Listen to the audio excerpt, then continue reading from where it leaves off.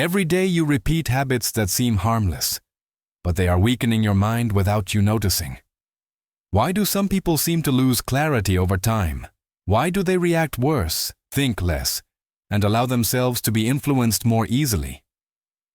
There is an uncomfortable truth. It is not a lack of talent, it is routine. And the most dangerous thing is that these behaviors feel normal.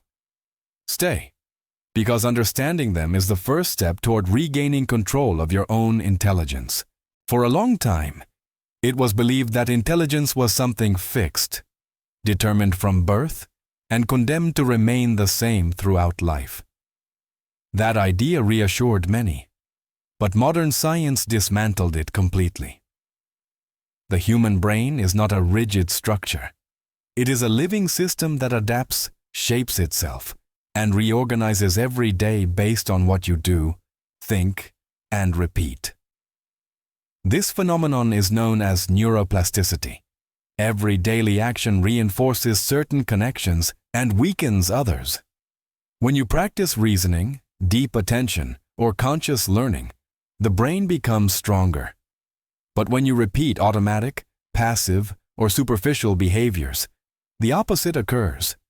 The brain becomes slower, less flexible, and more dependent on external stimuli. Here an uncomfortable truth appears. Many people are not losing intelligence due to aging, but due to habit. It is not time that deteriorates the mind, but the daily repetition of behaviors that require little cognitive effort. The brain learns to save energy and, over time, stops trying to understand in depth. The most dangerous part is that this process generates no pain or clear warning signs. On the contrary, it feels comfortable. Thinking less is less tiring. Questioning less reduces internal conflict. That is why these behaviors normalize so quickly. The brain adapts to the easy with the same efficiency with which it could adapt to the demanding. This is the key point that many ignore. The brain does not distinguish between good or bad habits. It only responds to what is repeated. Every day you are training your mind, even if you are not aware of it. The real question is not whether your intelligence changes, but in what direction it is doing so. And from here, something even more unsettling arises. What specific habits are pushing the brain toward that silent deterioration? The first habit that silently erodes intelligence is the constant dependency on screens. It is not just about the time you spend in front of a device, but how you interact with it. Fragmented consumption, fast stimuli, and infinite scrolling train the brain to seek immediate gratification. Over time, deep attention weakens and thinking in a sustained way becomes uncomfortable. The second habit is chronic sleep deprivation. Sleeping too little does not just affect mood. It alters memory consolidation, learning capacity, and emotional regulation. A tired brain prioritizes simple responses, reacts impulsively, and reduces its ability to analyze complex information. Lack of rest turns critical thinking into a heavy task. The third habit is addiction to instant reward. Everything that offers quick pleasure without effort, notifications, short videos, constant entertainment, trains the brain to avoid long processes. Reading, reflecting, or learning something new starts to feel tedious, not because it is difficult, but because the brain has been conditioned to demand immediate results. The fourth habit is avoiding solitude. Always being accompanied, always connected, always distracted prevents internal dialogue. Without moments of silence, the mind does not process experiences or organize thoughts. Reflection requires space. When it is eliminated, thought becomes reactive, not deliberate. The fifth habit is not knowing how to listen. Interrupting, preparing responses while others speak, or listening only to confirm one's own ideas reduces the capacity for understanding. Active listening forces the brain to interpret, contrast, and adjust beliefs. When this skill is lost, thought becomes rigid and superficial. These habits do not seem dangerous because they are normalized. They are socially accepted, even incentivized. But they all share the same effect. They reduce daily cognitive effort. The brain, faithful to its nature, adapts to that lower level of demand. The consequence is not a sudden loss of intelligence, but a gradual degradation. The mind becomes more dependent, less flexible, and more predictable. And the most unsettling thing is that many people confuse this mental comfort with well-being. However, this is only the first level of the problem. There are more subtle, less visible habits that do not affect external behavior as much, but do affect the core of thought. Beyond visible behaviors, there are psychological habits that act silently and deeply. They are not noticeable to the naked eye, but they shape the way a person interprets reality. The first of these is automatic communication. Speaking without reflecting, repeating cliches, and participating in superficial conversations without real content trains the brain to operate on autopilot.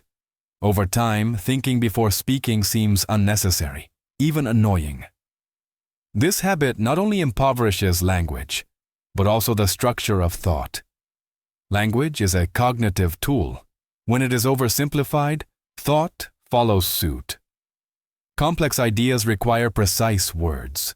Without them, the mind loses nuance and becomes incapable of sustaining deep reasoning. The second habit is the immediate rejection of new ideas. Many people confuse having an opinion with having judgment. Hearing something different and discarding it without analysis generates a false sense of intellectual security. The brain stops evaluating and moves directly to defending. This mechanism saves energy, but blocks learning. This type of reaction is usually disguised as a strong personality or firm conviction. In reality, it is a form of cognitive laziness.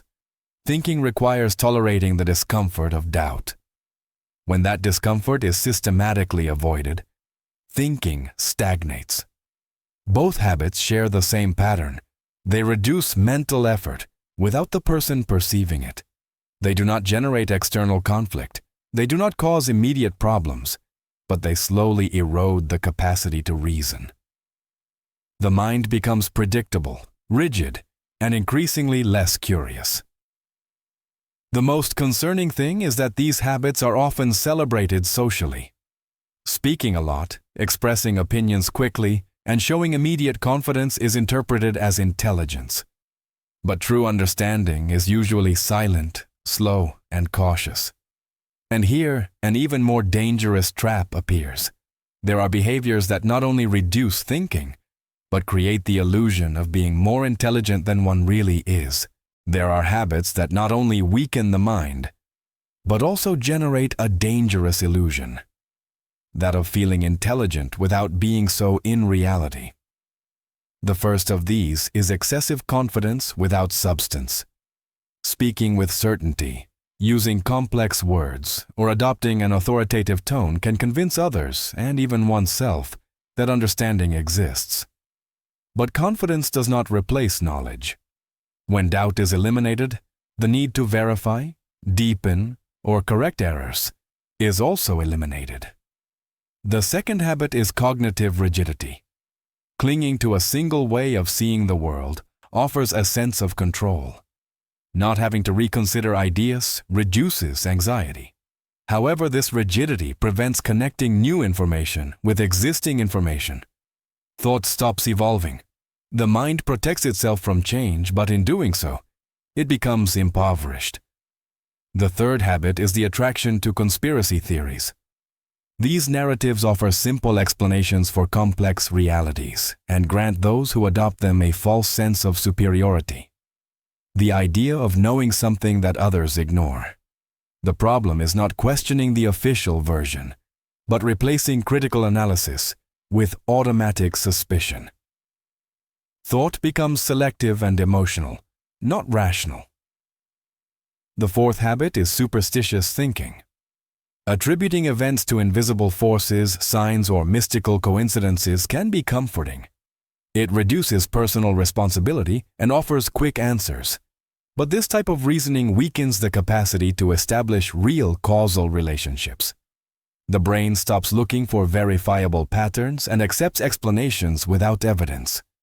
The fifth habit is automatic obedience. Following rules, authorities, or trends without questioning them saves mental effort. Not having to decide or evaluate is comfortable. Over time, the capacity for judgment is completely delegated. The mind gets used to receiving instructions instead of formulating its own criteria. These habits have something in common. They make the person feel secure, informed, and convinced. But that security does not come from deep understanding, but from the elimination of internal conflict. Not thinking too much is confused with clarity. The problem is that this illusion is fragile.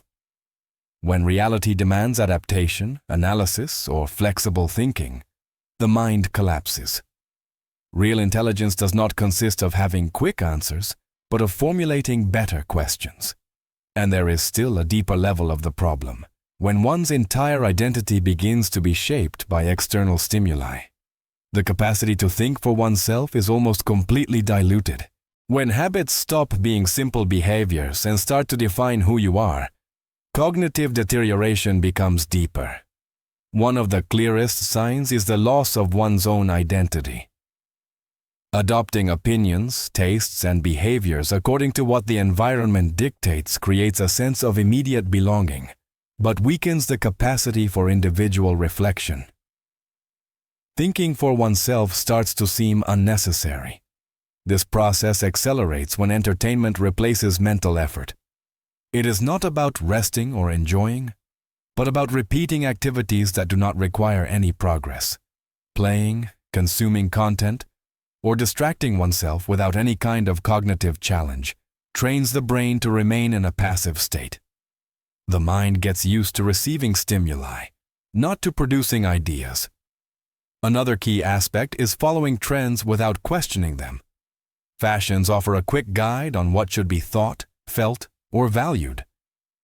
Accepting them without analysis reduces internal conflict and saves time, but also eliminates the need to form one's own criteria. Little by little, personal judgment is diluted, and external validation becomes essential. When identity depends on the environment, the person loses internal references. Decisions are made by imitation, not by conviction. Thought adapts to fit in, not to understand. This does not generate an immediate collapse, but a silent dependency. Without external stimuli, the mind remains empty. The most dangerous part is that this state is usually confused with normality. Most people live like this, and that is why it goes unnoticed. But a mind that does not define itself ends up being shaped by any dominant influence. However, this is not a final sentence.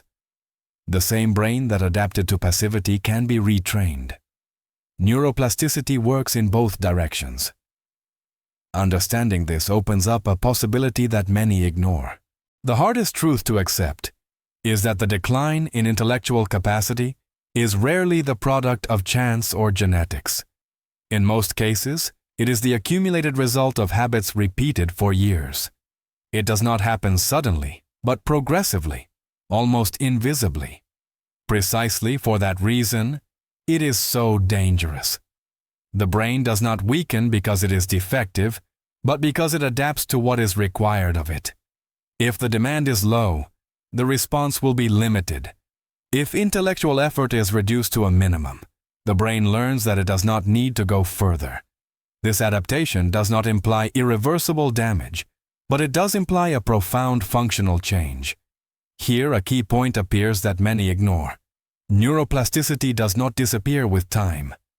Although it slows down, it remains active throughout life. This means that the same mechanisms that weaken the mind can be used to strengthen it. The brain can relearn to concentrate, to question, and to analyze, as long as it is subjected to that type of stimulation again. The difficulty is not in the capacity, but in the initial resistance. Thinking becomes tiring again. Reflecting generates discomfort. The mind, accustomed to ease, protests. But that friction is a positive sign. It indicates that circuits that had remained inactive are being activated. Accepting this truth implies taking responsibility. It is not enough to point to the environment, technology, or society. Every daily habit is a choice, conscious or not. Changing the mental trajectory requires modifying those choices, even when they are uncomfortable. The most hopeful thing is that progress does not need to be extreme. Small sustained changes generate profound transformations. Reading attentively, listening without interrupting, tolerating silence, and questioning one's own beliefs retrain the brain gradually. However, there is one last aspect that differentiates those who truly recover their mental clarity from those who stay halfway. It is not just a matter of habits, but of the relationship established with solitude and internal autonomy. There is a turning point in intellectual development that few people reach: the ability to sustain oneself mentally without depending on external noise. Mental self-sufficiency does not imply isolation or rejection of others. It implies something deeper: the ability to think, decide, and reflect without needing constant validation. Solitude plays a decisive role here, not as a lack, but as a space. When a person learns to be alone without distractions, the brain is forced to face itself. Questions arise that were previously avoided. Internal contradictions appear. Automatic mental habits are revealed. This process can be uncomfortable, even unsettling, but it is essential to regain cognitive clarity. Those who avoid solitude usually do so because they fear that internal encounter. They prefer continuous stimulation, constant conversation, or permanent entertainment. However, that evasion keeps the brain in a reactive state. There is no time to integrate experiences or to reorganize ideas. Thought remains fragmented. In contrast, when solitude is accepted consciously, the mind begins to order itself. Attention, introspection, and intellectual autonomy are strengthened. Decisions stop depending so much on the environment. The person begins to differentiate between what they truly think and what they have adopted through external influence. This self-sufficiency also transforms the relationship with others. Bonds are no longer sought to fill gaps, but to share by choice. Conversation becomes deeper, listening more attentive. The need to impress or to impose opinions is reduced because security comes from one's own judgment. Most do not reach this level because it requires internal discipline and tolerance for silence. But those who do discover something fundamental. Intelligence is not only measured by what one knows, but by the ability to be alone with one's own thoughts without running away from them. And it is precisely from that place that the final closure of this process occurs. At the end of this journey, a clear idea remains. Intelligence does not disappear from one day to the next. It wears down slowly when it stops being exercised. It is not the big mistakes that do the most damage, but the small daily routines that go unnoticed. Thinking less, questioning less, choosing the easy way over and over. All of that shapes the mind until it becomes predictable and dependent. Most people do not consider themselves unintelligent, and precisely there lies the problem. These habits do not feel like a deterioration, but like comfort. The brain learns to avoid effort and over time confuses that evasion with balance. But the calm that comes from not thinking is fragile. A real challenge is enough for it to break. The good news is that none of this is definitive. The same brain that adapted to passivity can be re-educated, not through drastic changes or miracle solutions, but through conscious decisions repeated over time. Choosing to pay attention, choosing to truly listen, choosing to doubt before affirming, choosing silence when everyone seeks noise. Regaining mental clarity does not consist of demonstrating superiority, but of taking responsibility. It is not about judging others, but about observing oneself with honesty. Every habit is a direction, every repetition is a training, and every day reinforces what you decide to practice. This is the point where many stop, because moving forward requires discomfort. It requires giving up easy certainties and constant distractions. But those who continue discover something essential. Thinking with depth does not impoverish life, it makes it clearer. The final question is not whether these habits exist, but how many of them are part of your daily routine. Because from that answer, true change begins.